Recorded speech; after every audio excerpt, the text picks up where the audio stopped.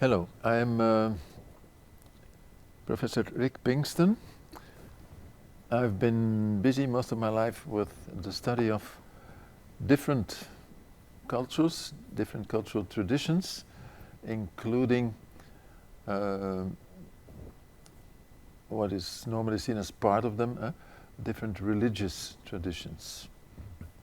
Now I say this because this is a very difficult subject I was asked to speak about, namely the smaller, mostly Christian and Islamic religious groups, religious structures that are manifesting themselves more and more in our part of the world, and mostly or most clearly also in our cities. My approach to this phenomenon is by first of all trying to understand what would religion be about. Meaning not only what do we Westerners or those who have the heritage of the Mediterranean religions, meaning Judaism, Islam and Christianity, what do these people within that heritage think religion is all about? This is interesting, important and everything one can dream of, but this is only one particular way of understanding and studying the phenomenon that could be called, and that is called in practice, religion, the world round. We reason now in the study of religion with more or less 6,000 different religions existing in this world.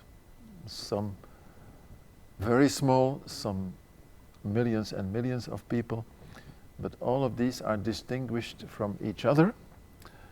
And it's important, of course, to understand what we are talking about when we use the term religion.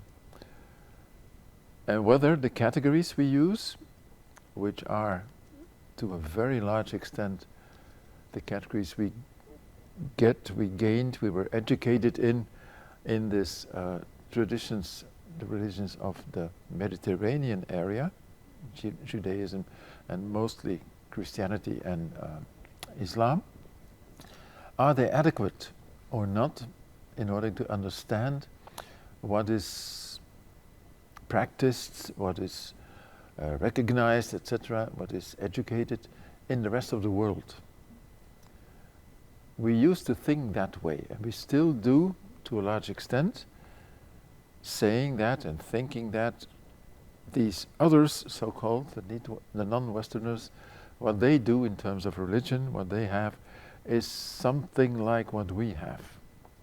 Meaning there is probably a transcendental dimension and an immanent dimension, meaning the world of God, the world beyond human beings, let's say, on the one hand, and the immanent part, meaning the world of nature, of things we can do research on, come to learn, use in education, etc. These are, in a sense, two different parts of what we could call the universe or what we could call reality. We are deeply, fundamentally, even at a subconscious level, I would claim, dualists, meaning that ever since, you can find this in the Genesis story, in Adam and Eve story, God created nature in 5 days, and then he created man or human beings or Adam, depending on the translation, and told Adam, look, I created all this, and then I created you, and you're something like, or you have aspects that are like nature, but you are part of my world as well, which is this different, transcendent world.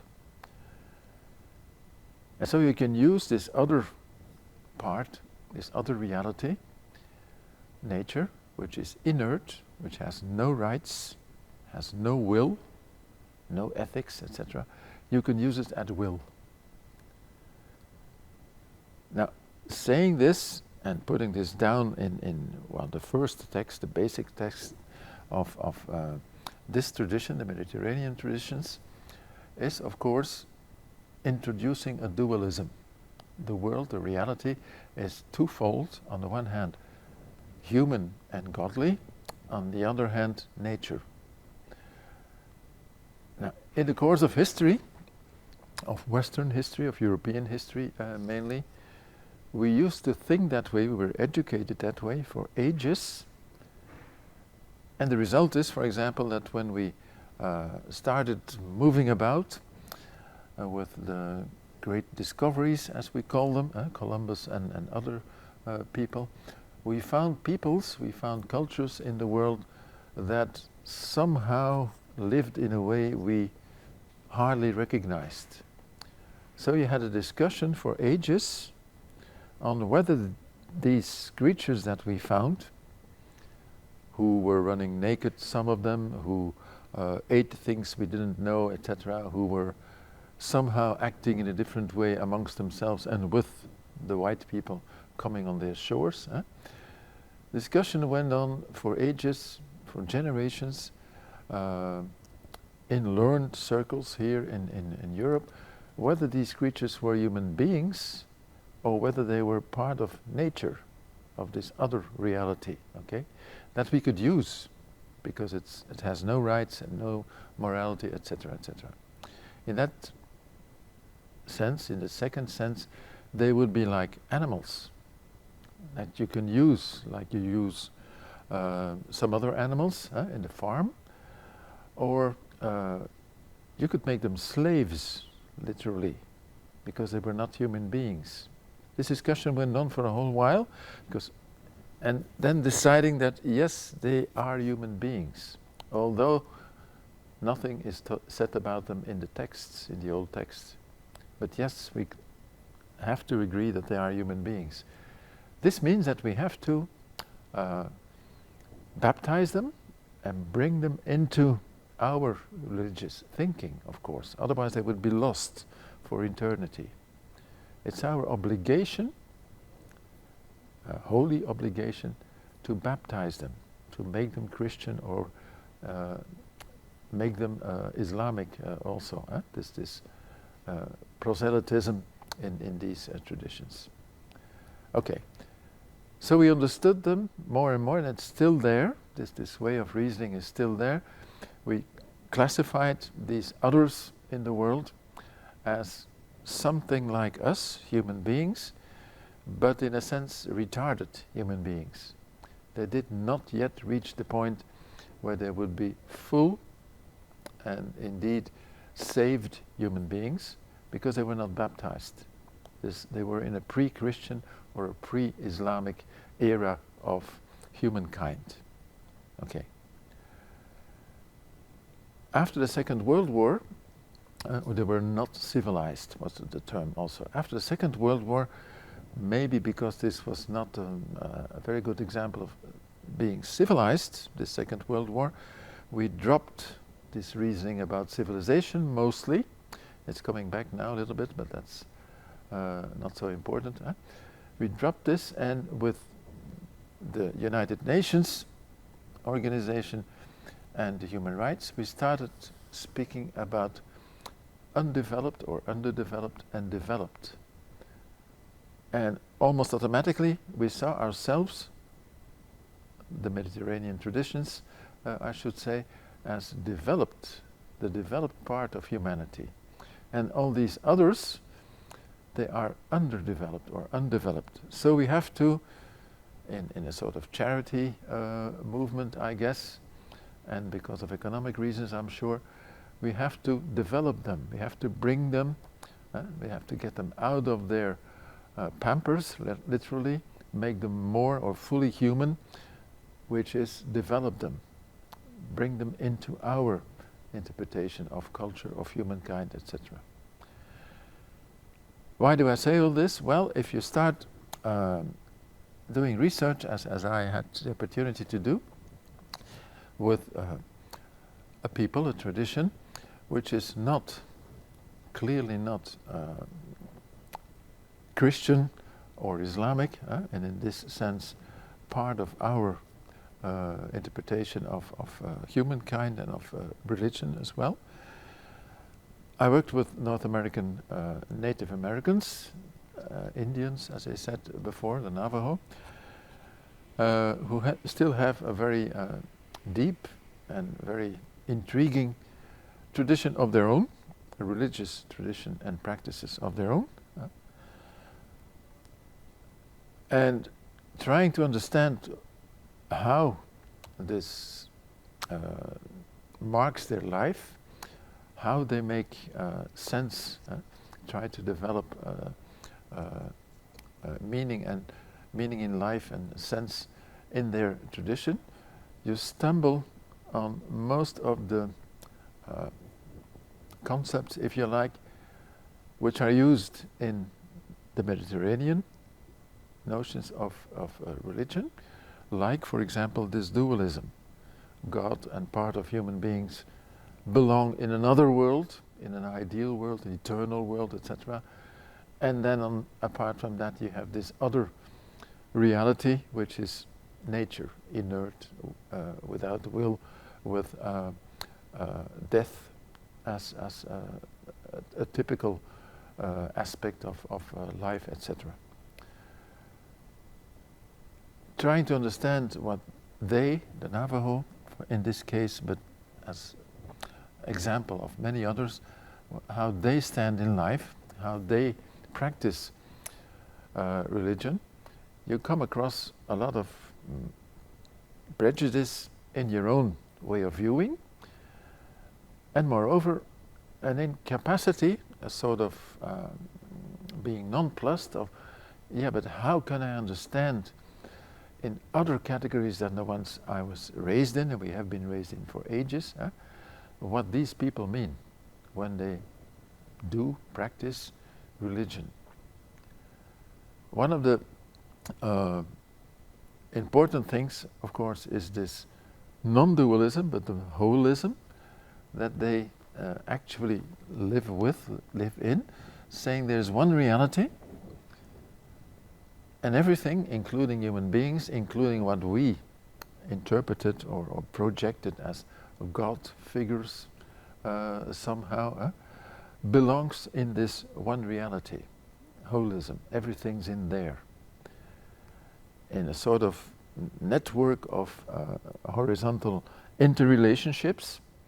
And what I do as a human being is try to understand, try to interact, I have to in order to survive, with these other phenomena which are somehow related to me, overlapping partly with me. The notion of brother bear, for example, which to us looks very exotic, is very understandable, because the bear as well, in this one reality, is looking at me, human being, is trying to understand what the relationship between us could be. It's not just an inert, unconscious, I don't know what, phenomenon that is at the service of human beings. The bear is not. The snake is not. Plants are not. The winds are not. And everything's having impact on everything else, including human beings, when they use something of this Christian, Islamic, inert nature. It will, in a sense, have impact, fire back, maybe, on yourself. And I think the climate crisis, for example, illustrates this today wonderfully. We are taking and rearranging, etc., manipulating nature and the climate, and all of a sudden we feel that there is something striking back which should not have this impact on us. We are the masters. No, we're part of the whole, say the Indians, for example. And you have to understand, for example, religion in that sense. It's a way of communicating, of interacting in this one whole interrelated reality, which is the reality, and using words in a certain way, in a sacred way, let's say, setting up rituals, etc., should be understood as a type of interrelationship, a type of interaction, like speaking, like thinking, etc. It's not so different. It's using different means first and foremost. That's a very different notion of religion than the one you find in the Mediterranean tradition, implying, for example, that the notion of God, or gods eventually, as the same thing as the God of the Jews, Christians and Islamic people, is something like that, but slightly different, an exotic version of it. It's probably mistaken. It doesn't work that way. It's a different sort of notion. It's maybe a force that's out there and that you can interact with, etc. So it's, in a sense, deeply different in this one nature where everything's included. Okay. Now, if you think of this and understand that one of the effects of that is that a guilt morality, an attitude of guilt, which is so fundamental in the notion of soul, etc., and of sin that you find in the Mediterranean tradition, doesn't correspond to anything in the social life, in the way of understanding morality, let's say, values, etc., in a tradition like that, like the Navajo tradition, and many, many, many others. There's shame traditions, there is anything you like, but the simple notion of guilt as a sort of interiorized judge that you have within you, so that you know when you are doing wrong and right, it doesn't work.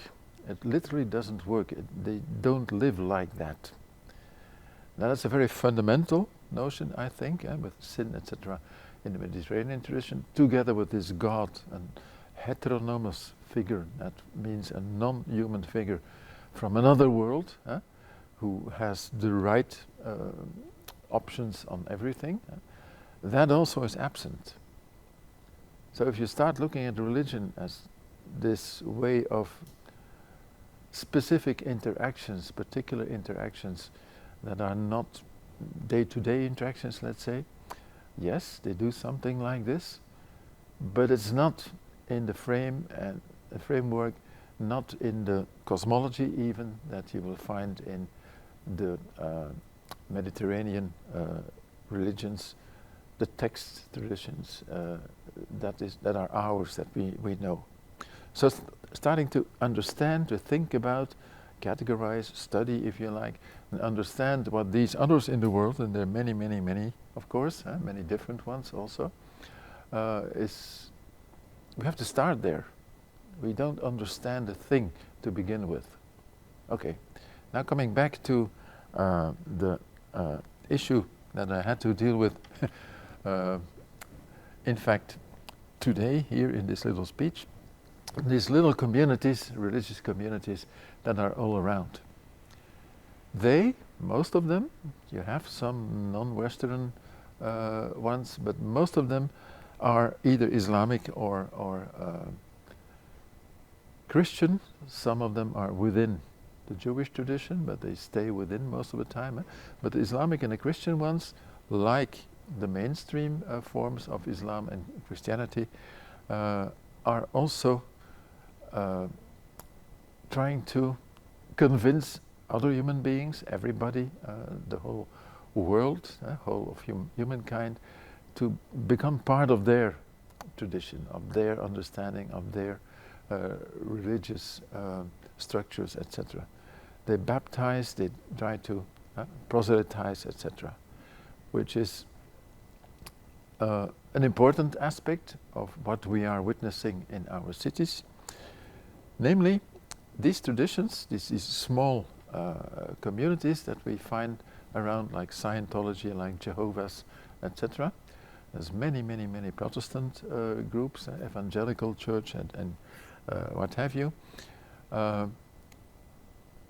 They are most of the time Christian or Islamic, and they focus on what is a basic tool, let's say, a deep, deep, deep holy tool over time of the big religions of the Mediterranean, namely the holy texts. Indeed, not only the word is important in the Mediterranean traditions, more than in several of the 6,000 other religious traditions that we know of, much more important than, for example, in this Navajo tradition, but ritual, in the sense of religious action, with an experience on its own, generic if you like, is almost absent in the Islamic and Christian tradition, where it's dominant, it's the thing, it's the avenue to religious experience in a tradition like Navajo tradition, like the Navajo religion. There is little or no words, there are some songs, but the main thing is experiencing through action to what we call ritual. There's not, in the beginning was a text, was a word. I mean, this is ununderstandable for a Navajo tradition, for example. There is no fixed word in the sense of dogma or orthodoxy or something, something you can depend on, and which then, over the course of history, was canonized, if you like, in the Christian and Islamic tradition as text, being directly or indirectly the word of God. So with this authority, outside, non-human authority, which has spoken and said, this is how it is. Again, even if there is a myth, an origin myth, and normally there's stacks of them all around in the world, even if they have an origin myth in Navajo, this is not a binding text. You can find multiple versions, and people will point you to go and listen at this one, and then at this other person who brings a version of and a third person, and so on. If you're interested in that, it's very, very different, but it's nice, it's beautiful. That's a very different attitude than it's in the text, and the text says what is to be understood as basic, binding version of reality, which you have in the Mediterranean traditions. But within this textual tradition of Mediterranean religions, of course, you get schools of interpretation which start to differ from each other, and sometimes very, very bitterly. They split off. They become heretics, of course, for the mainstream church or institution then, but there's a lot of them. There's really a tremendous amount of them, of little groups that differ themselves, take a distance from the main interpretation, the main tradition, because of interpretation of a word, because of the focus on the importance of this or that action in the text, etc., etc. And that is what we find in the little movements, the little churches, etc., that are now also spreading here, which are, for example, important, growing to have an important political weight now in the United States, where these groups, sometimes very, very extremely conservative, sometimes even reactionary, little mostly Protestant groups, who focus more and more, who are extremely active, using all sorts of contemporary means, communication means, to weigh on, to influence the political scenery, which is happening now more than ever, polarizing society. In the real good ones who really go with Christ, etc., most of it, since they're Protestant groups, and against these for them then heretics like the Democrat Party most of the time in their jargon. But splitting up hyper-modern, if you like, society with all the technology means that we have, etc. Because these groups, these small churches to begin with, small groups, use these forceful, important means of modern technology. Now, the groups here, over here, which we find in our cities now, some of them act like that, some of them do like that. A lot of them are too small to really do that, but for example, Scientology has the politics and open politics, if you like, to try and conquer Europe. For them, this is not, let's say, beyond sense or something. This is what they have to do. And all means are good in order to reach that end. Which means that Scientology is involved in economic circles, is manipulating, is lobbying and all sorts. They have, at some point, there was a legal procedure against them here in Belgium. It took 20 years to build a colossal case against them, a juridical case, which then a couple of years ago, 2 or 3 years ago, ended in Brussels in a sort of non-plus situation. The judge is saying, we don't know what to do with this. And they classified it as impossible. We can't do anything. A tremendous amount of work, 20 years of work by a couple of people in justice departments. A similar sort of thing is developing now with another such small group in our context then, but gaining influence apparently, the Jehovah Witnesses, who are rather well known as well as a tradition. What we find there is in several countries in the West, at least, including European countries, there have been claims that children were abused within the group, within the Church of Jehovah Witnesses. And of course, then you get, again, complaints. The juridical system starts to work on this and tries to bring the responsible people from this small church then, in our country, in France, etc., try to bring them to court. The first reaction has been, so far, a sort of refusal from the Jehovah Witnesses, saying, thank you for mentioning this, we have our own justice system, we will take care of this. Now that's really saying we break away from everything you have here as a society, as a state. We don't recognize this.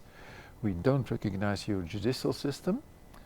We don't recognize the famous independence of justice from state matters. We deny that this is important or relevant for us.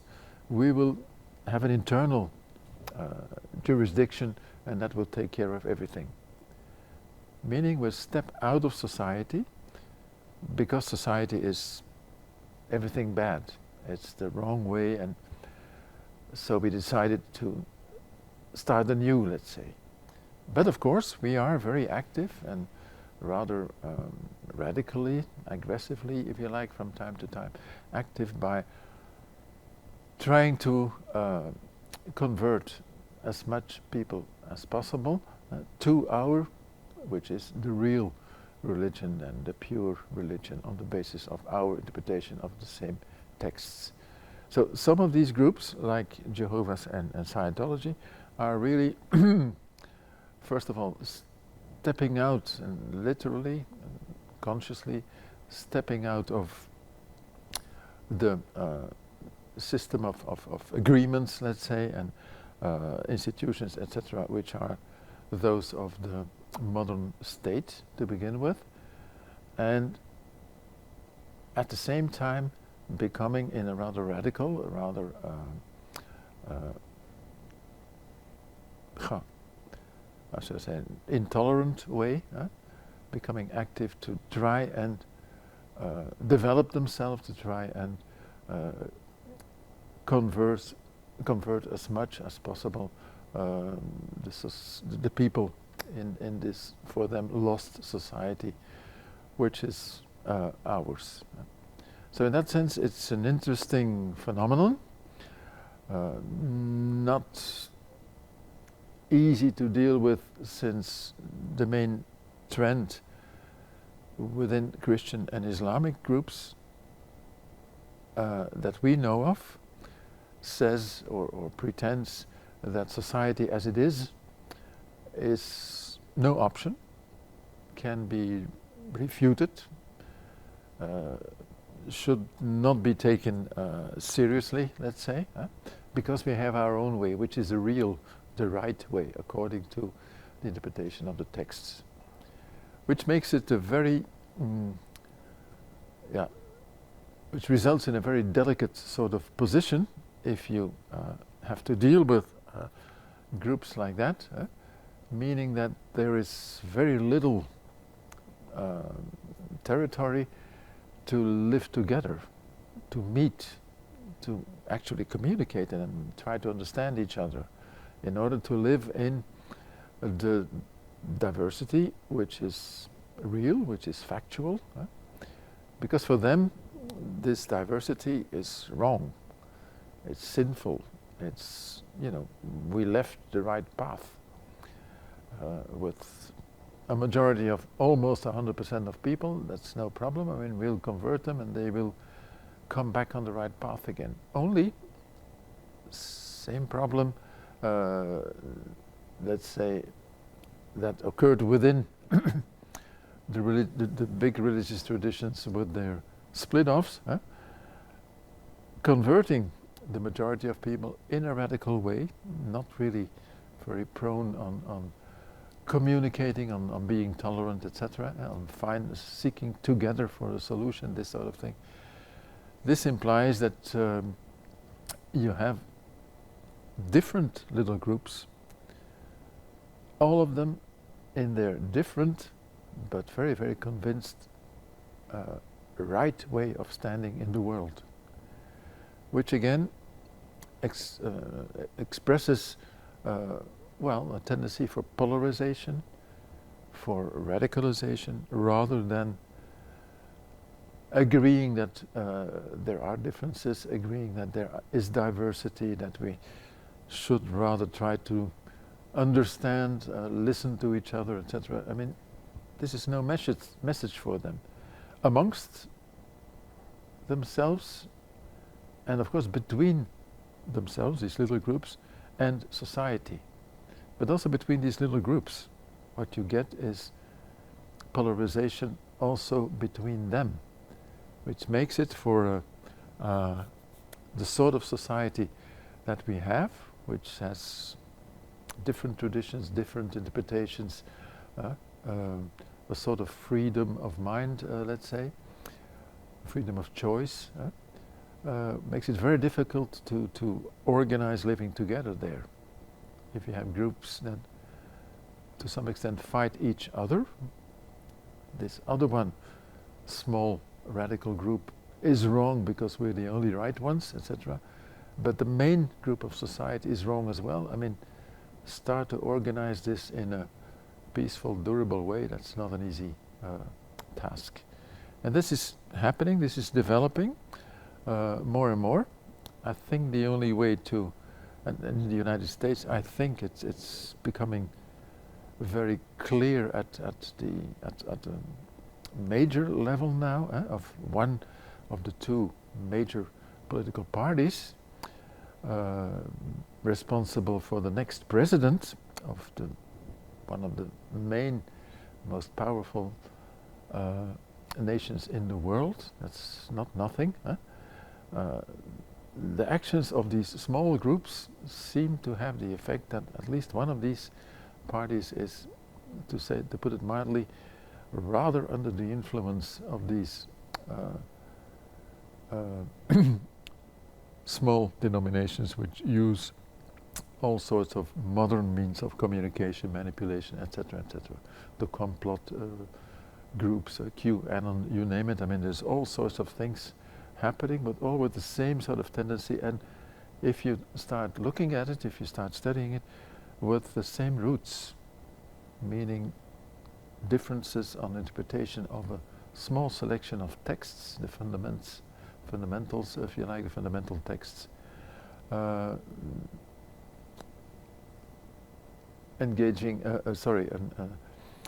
implying splits, implying very radical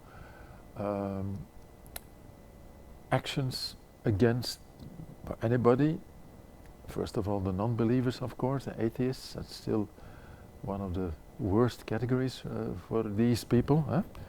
But also anybody else is not pure enough, is not really on the right track, etc.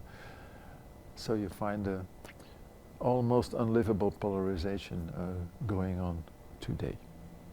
We're not on that road here in Belgium, but we find in our cities indeed actions of some of these groups who really go rather far. For example, with schools of their own, with trying to sort of bring people in another world away from, within their own small economic system, etc., away from mainstream society, etc. So isolating people rather strongly. So far only for a small amount of people, but in a modern way, in the cities using modern technologies, etc.